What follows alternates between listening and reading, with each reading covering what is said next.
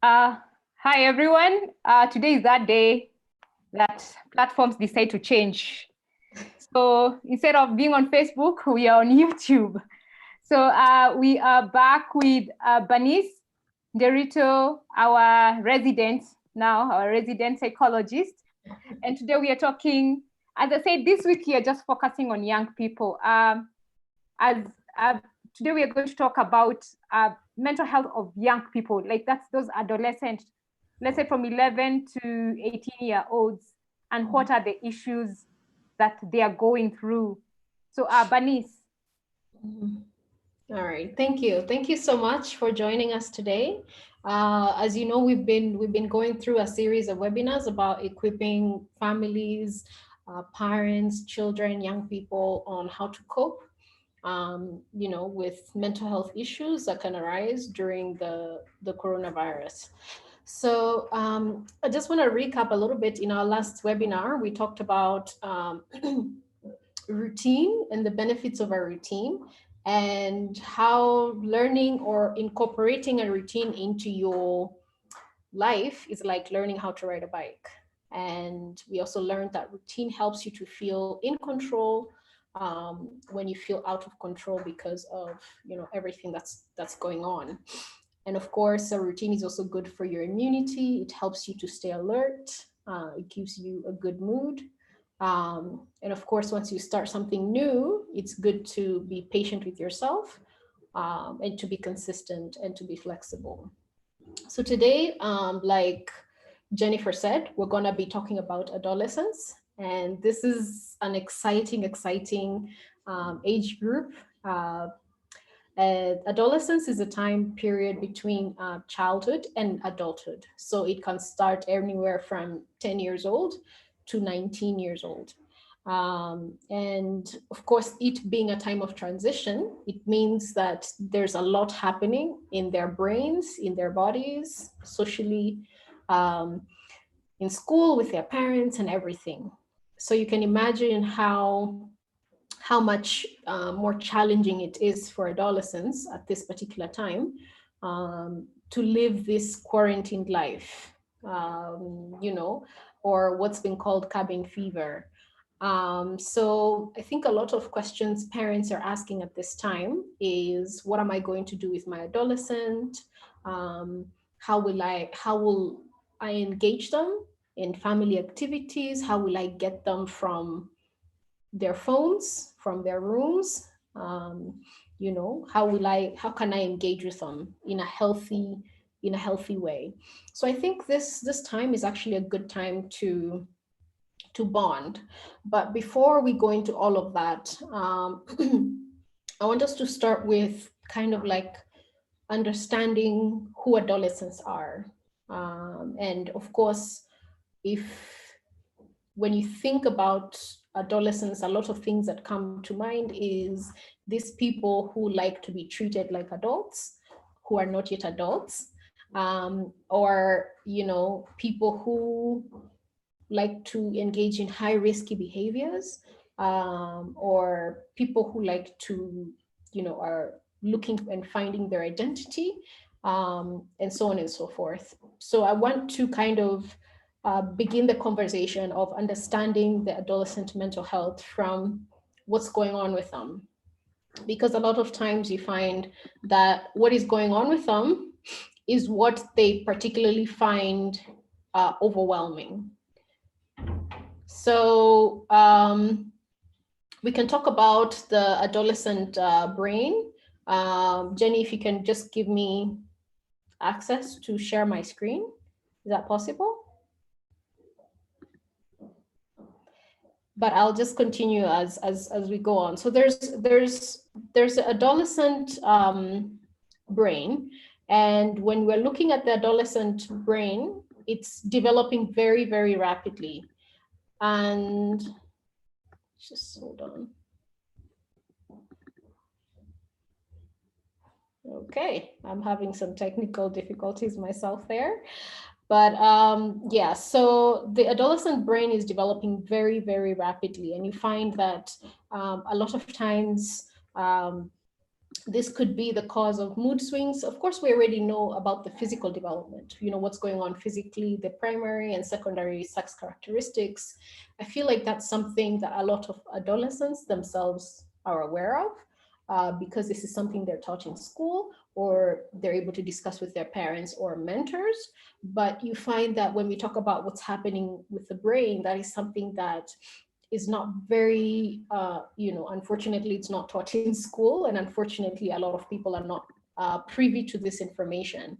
So you find, let me just try to share this again. Okay, it's not really opening up. So I'll just go on without the visual, but I just wanted to talk about the adolescent brain. You find that there is a lot of sensation seeking at this time. And that's because of brain development. You find that adolescents are very hypersensitive to reward. So they're always looking for fun. They're always looking for new things, and of course, this means that they're very easily bored, very easily bored because of this sensation seeking. So that part of their brain is very much developing and activated. And then, of course, they do have a decreased ability to control their impulses. And what this means is that they like to engage in behaviors without necessarily thinking through, what are the consequences for this behavior. Sometimes they may engage in a behavior even though they know it's wrong, but they act on impulse. Okay. And again, this has to do with what is going on in their brains. And of course, they're also very extremely sensitive to social pressure, and to what's happening in the social world. So you can imagine adolescents are constantly wondering what people think about them. They're constantly, making friends. It's a big deal for them. They're very self-conscious. And also they're obviously more susceptible to criticism, and to peer pressure. So when you think about these things, where you find, I'm sure if you're a parent and you're watching this, you know that your adolescent has told you to stop embarrassing them, or they don't want to be with you, when they're with their friends because you're going to embarrass them. And so this is because of their perception, about themselves, and how they're viewed by their friends, So you find that a lot of changes are going on, in the adolescent brain that kind of put them at risk of having mental health problems. And so when you add on to that, you add COVID-19 and them being quarantined and them not being able to access their friends and their peers. Of course, that's all of us, but you have to understand that their peers are their world at this time. For adults, we can make do with being alone or being with our families or being with our partners. But for adolescents, it's like if you take their peers away from them, you've taken like the most important thing away from them, next to their phone, of course, because that's another thing that they're very much glued to. But they access their friends and their peers through their phones. So you find that lacking that kind of support for them, because peers are support system for adolescents, when they lack that, then you find it puts them at risk for feeling lonely, for example. So a lot of adolescents right now, they're at home, they cannot go anywhere, they're not going to school, they're anxious about school. Of course, even as parents, you're anxious about your children's school. I mean, I know of families of where their children are doing the KCSE exam this year, and they're wondering what is going to happen. I have final exams that are coming up. You've supported your child through the 3 years of high school, and now it's the last year of high school. And then coronavirus happens, will they be well prepared for these exams? So those are some of the anxieties, not just with the adolescent, but with the parent as well. And that's what is going on. So you find that because of all these anxieties, if adolescents are not able to talk to their parents, because again, talking to parents is something that teenagers do not feel free to do, because they're afraid of being criticized, they're afraid of being judged, they're afraid of being misunderstood.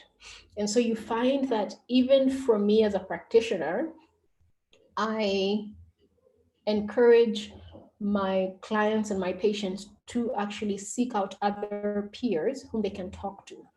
And when I have mentored adolescents, you find that they will tell you things which they don't tell anyone else, you know? Uh, and you, and so by anyone else, I mean, they will not tell their parents this, they will not tell their school teachers this. But if they feel like they identify with you as a mentor or they trust you as a peer, they're going to tell that to you. So just setting the ground for us to understand that peers are very, very important in this time. And you find that some of the mental health problems that adolescents are getting into is beginning to have suicidal thoughts. I'm not able to attend this party that I was really looking forward to. So for an adult, that does not look like a big deal, but for an adolescent, that's their world. I'm worried about school, I'm worried about my exams, I'm worried about, will life really go back to normal? What will happen in the future? So you can imagine they have that stress going on with them, those stressful thoughts. But then they also have what is happening in their brain. And then they also have what's happening in their bodies, and then they're also worried about um, their their parents hating them. And of course, we know that the parents don't hate them, it's a perception.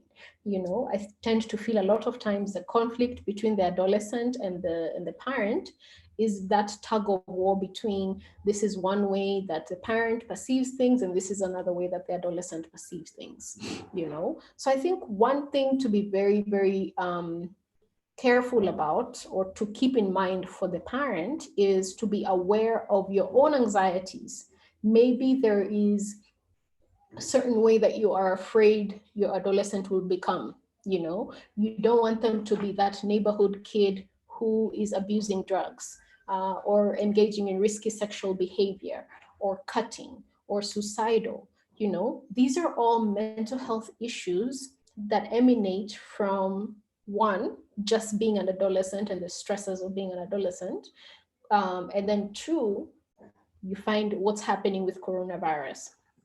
So I think these are valid concerns for any parent to feel, but be aware of your own anxiety and just have self-care for yourself. All right. So because adolescents are very, they have high risk taking behaviors, I think parents need to, yes, understand the adolescent brain development, but also understand that, encourage them to engage in what we call positive risk-taking behaviors. Positive. So you find that adolescents, they're always looking for that high, they're always looking for something new. They, peer pressure. So if their friends are taking drugs and they know taking drugs is wrong, they'll still do it. And unfortunately, that's what's happening right now, especially because, you find your adolescent might sneak out of the house or might sneak in, weed or some other drug to consume. And it's because they're bored and they're seeking that something new, that high, that reward for their brain. So as a parent, you can be smart about it. And even as an adolescent, you can be smart about it and just find a positive way to channel that energy, start something new. Something like in Instagram, for example, there's a lot of positive challenges going on, like the push-up challenge, there's a gratitude challenge. That's something new that's exciting. So as a parent, you can promote you can promote or encourage your child to do that. You can also encourage them to have positive role models. And I already mentioned this about having their own peers, because they're more likely to talk to their own peers. especially when they're thinking about committing suicide, just having suicidal thoughts, or maybe they're cutting, or maybe they are anorexic or bulimic. And anorexic and bulimia are eating disorders where you find people eat a lot of food and then they throw up, or they go through long periods of fasting, which is actually becomes unhealthy. So you find that these are some problems that adolescents end up getting into. Of course, clinical depression is very, very prevalent. There's also panic disorder and anxiety. So these are some of the things that where their own peers can support them, but of course their own peers also have to have a good influence on them, you know, because of course if they have friends who are delinquent, they'll also be delinquent. You know, if they have friends who are engaging in socially unacceptable behaviors, they'll also do the same. So also, as much as possible, just trying to encourage them to have the right kind of friends. And then also the other thing that adolescents are going through and need is a process which in psychology we call individuation. All right. So if individuation basically means that they are seeking out their own identity. All right. And a lot of the problems that can come in the relationship between the parent and the child is actually this, because there's a way that they used to behave as children. You would tell them to do something and they obey you and they do it, right? But now as an adolescent, they are questioning what you're saying. You know, if you say yes, they say no. If you say no, they say yes. So you find that at this particular time, it's hard to manage them or to help them to manage their own behavior, because they're questioning long-standing beliefs, they're questioning what you've taught them, they're showing defiance. And it is a positive thing because they're developing their own self. But the other side of it is that they will not listen to authority, especially because of this. So what can the parent do? You can have healthy debates with them about what they believe. They'll question spiritual beliefs, they'll question what you've taught them. This is a good time to give them facts, to explain to them, tell them why they do things, to set boundaries. So for example, right now is a time of where a lot of adolescents are on their phones mostly throughout. And if they're not on their phones, just know they've sneaked out and they're out somewhere, or maybe they're on Netflix, or, you know, and all these things, of course, you can access through your phone, right? Or maybe they're playing video games all day. So one of the limits that you can set as a parent is a maximum of 3 hours on the phone. And the consequence is if you choose not to, if you choose to go above 4 hours on your phone, then you give up your phone for 2 days. So you've given your adolescent a choice, as opposed to you must listen to what I say, you know, and other forms of authoritarian kind of parenting style, which is basically not a discussion. So it's very important with your teenager to discuss with them, to know what is happening with them, to negotiate with them. And this might sound like not the way we were brought up. Some of us were brought up with, I don't know about you, Jenny, but some of us were brought up with, like, you know, you have to, you know, your parents says you do this and you must do it, you know. But you find that that thinking back at an adolescent being a transition period between childhood and adulthood, you also want to teach your child decision-making skills. You want to teach them problem-solving skills. You want them to experience what we call natural consequences to problems, you know? So for example, and this happens a lot, you know, if you tell your child, don't eat too much ice cream, and they don't listen to you, the natural consequence would be that they will eat the whole tub of ice cream and they will get really sick in their stomach and they'll probably throw up.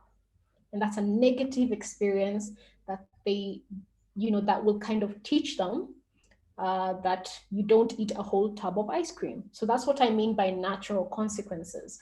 Of course, as where it's safe, as much as it's safe, you know. And of course, I already mentioned the anxiety, that adolescents might be going through at this time. Not to forget that there are those who are trapped in abusive home environments and they feel frustrated, they feel disconnected, they feel lost, they're constantly being re-traumatized.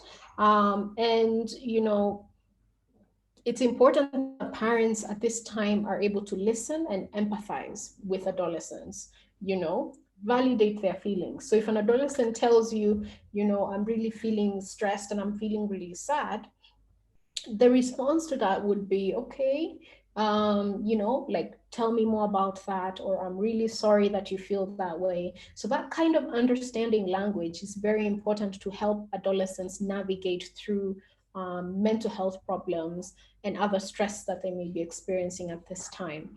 And of course, adolescents act like they don't need their parents and like they don't need adults, but they really need a lot of guidance.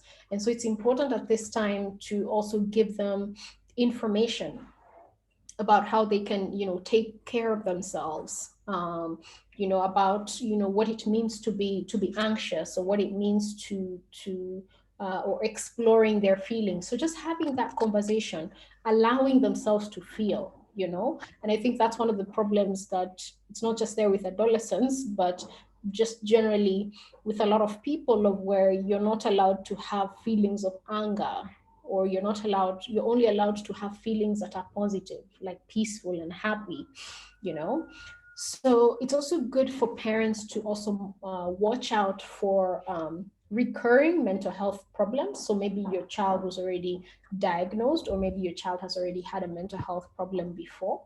um, Especially when we're talking about cases of suicide have really, really gone up.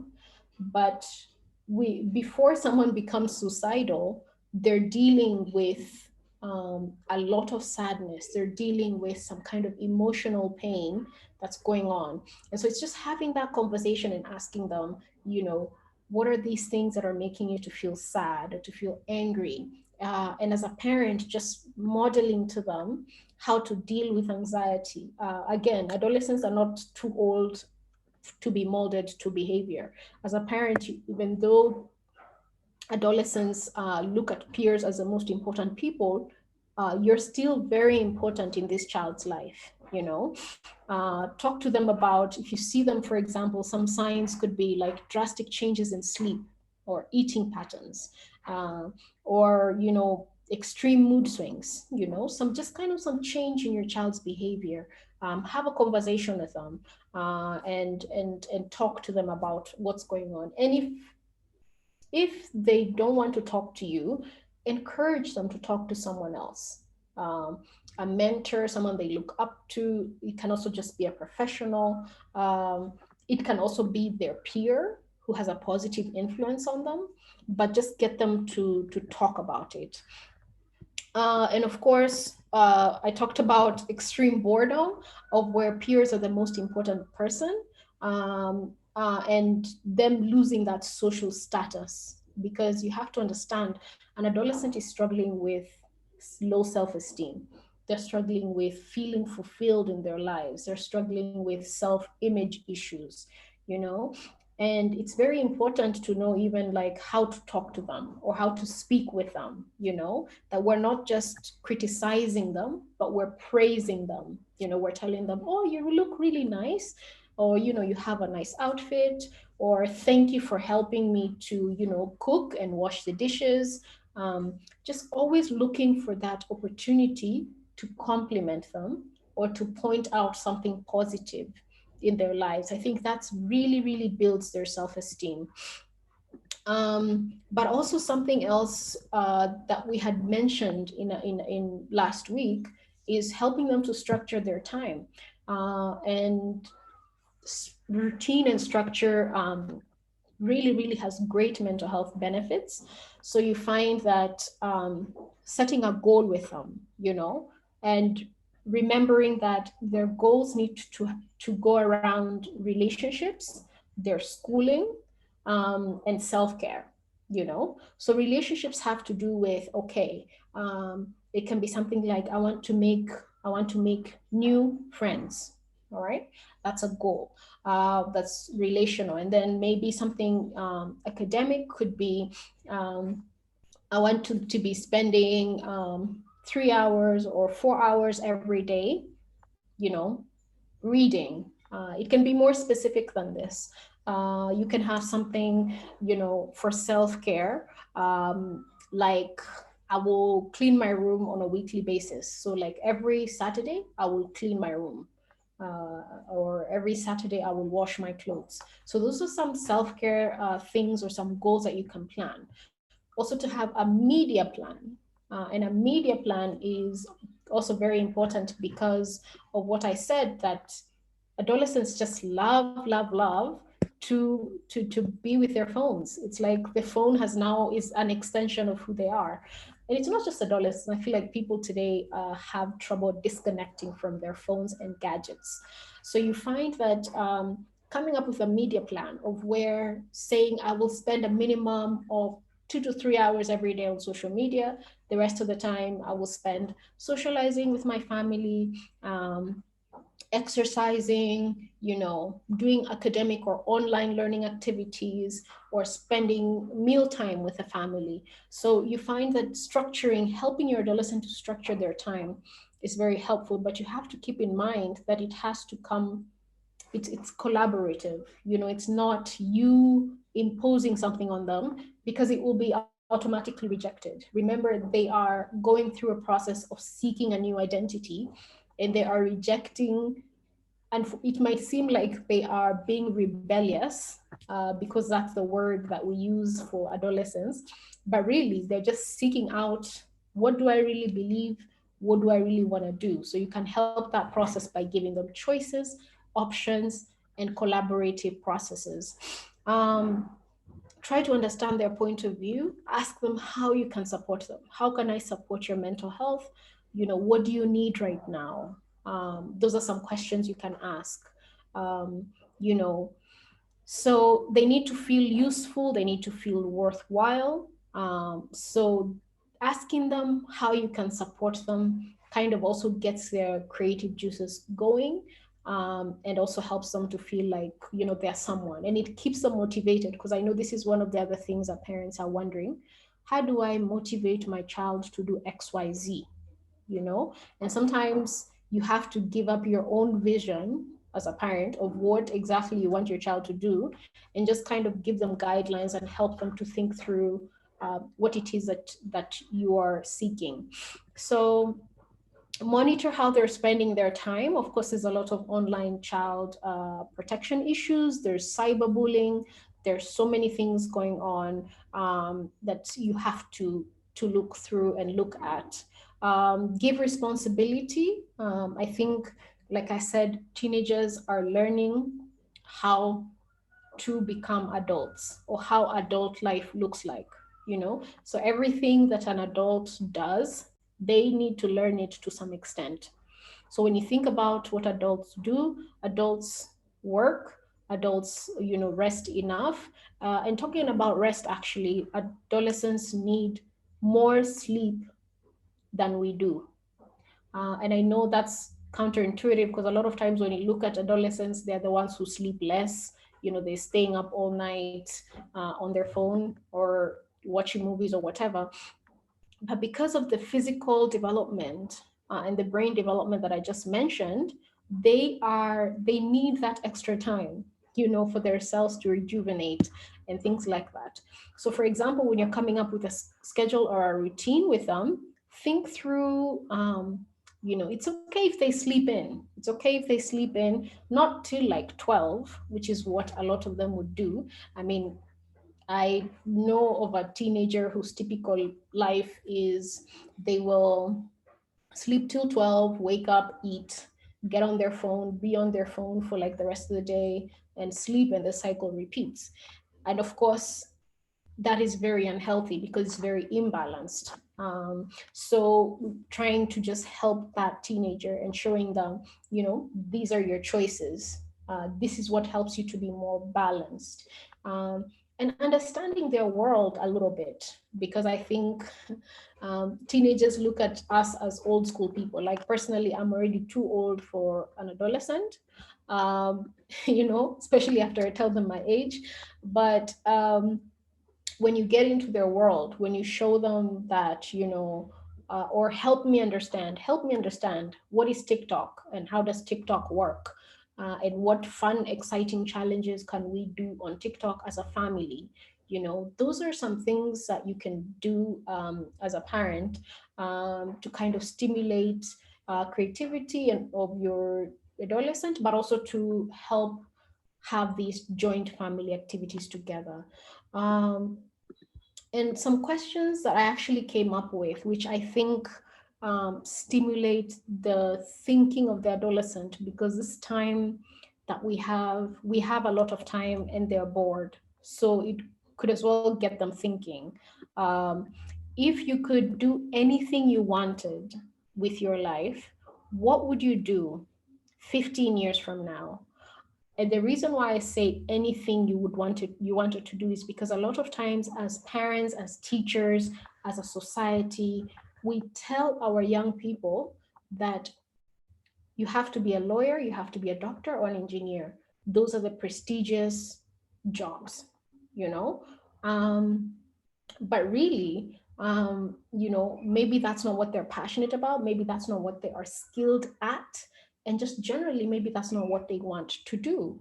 And of course we condone these professions because of the money, stability, financial stability that they bring or supposedly bring. So I think it's important for us to help our adolescents think through their lives, think through what is important to them. For example, what do you want to do with your education? Or what would you want your children to achieve? So helping our adolescents through these processes not only help to make them grounded, get them out of that um, narrow worldview, but also kind of gets them thinking of, what do I need to be doing with myself now? It's not my parent telling me, but because you want them to have initiative. You want them to come up with their own ideas. Your job is to stimulate their thinking through asking them questions, providing them with opportunities, and things like that. So I don't know if, Jennifer, there are any questions you had thought of asking me about adolescents and their mental health and how parents can support that process. I'm listening to you, and I'm just nodding my head. Yeah. I know teenagers, they thrive in groups, okay, Yes. and they want to be friends. Like where I live, there's this curfew, no house parties, no nothing. But you Yeah. find they try to meet, social distance things, but they really want to talk to their friends, and Yeah. it's really hard. I can imagine it's really hard. And how can parents ensure that their children are having healthy relationships with their Mhm. with their children? How can they communicate? Actually, social distancing means staying in your house and not going outside on the road and hanging out with your friends a meter away. How can parents help their children to do that? Okay. Yeah. I think that's a difficult one, especially if your neighbor is right next door. And adolescents are smart. It's not like a child. You'll tell them, do this, and they do it because their parents said so. But an adolescent will tell you, I can go hang out with my friends as long as it's 1 meter away, you know, uh, or 1.5 meters apart.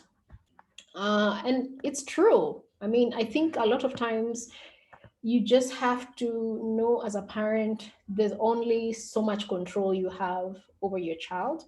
And the best you can do right now is you develop your own relationship with your child. I think a lot of times with adolescents, because they need more guidance, they respond to empathy, they respond to, by empathy, I mean like, if you show them as a parent, you understand how hard it is. Like, it's so difficult for you. Your friend is there, you want to go socialize, you want to go hang out, you want to go talk about, I don't know what they're talking about right now, but they always have something going. So I think that's quite complex question that doesn't have one answer, but the go-to answer for that would be when you develop a closer relationship with your teenager, not by doing what you want, but by getting into their world and understanding them, it will help them also kind of listen to you. I don't know. It's kind of like when you have someone who is a close friend of yours and they request you to do something, it's harder to say no because you don't want to hurt them or you don't want them to be in pain. So yeah, that's one way of ensuring that the adolescents are adhering to these government directives is by building a relationship, bonding with them, but also putting limits and consequences. And so what do I mean by that? I mean that a parent, for example, can say to a teenager, you may choose to go out and, have a social distant conversation or physical distant conversation with your friends, or you can choose to have, I don't know, your phone taken away for a day, so that's giving them a choice, and so they have that choice. So it's a very, like I was mentioning before, it's like more of a discussion and more of a less control, because the fact is, as a parent, there's only so much you can do, and the best you can do is guide and inform. That's the third thing. You can inform them the dangers of what they're possibly doing if they're trying to attend a party, which is a physical distant party, but you really know it's not. You can inform them the dangers of, they can be exposed to the virus, they can bring back the virus to their family, and then the whole family will kind of get sick from it.